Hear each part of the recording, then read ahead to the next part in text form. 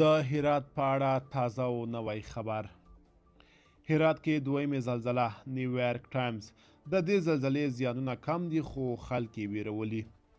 د سیمې او نړۍ ګڼو ورځپاڼو او آنلاین خپرونو د هرات ولایت کې د وروستي زلزلې د ناورین په اړه خبرونه، راپورونه او لیکنې خپرې کړي دي.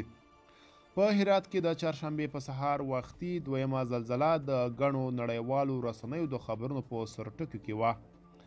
نیویارک ټایمز په هرات ولایت کې د چهارشنبې په سهار وختي د شوې زلزلې په اړه په یوه راپور کې وایي په تیرو 15 ورځو کې دا دویم ځل دی چې د زلزلې ټکانونه خلک له خپلو کورونو څخه وباسي او زیاتوي.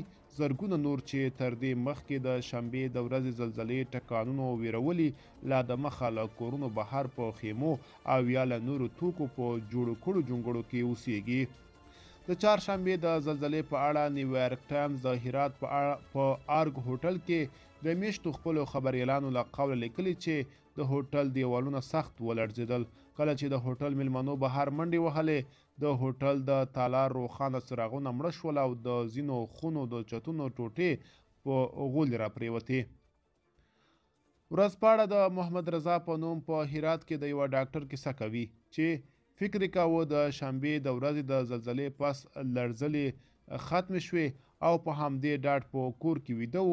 خو رضا ورځپاڼې ته ویلي چې د تېرې شپې زلزلې دومره ویرولی چې سر یې ګرځي او زړه یې بدیږي.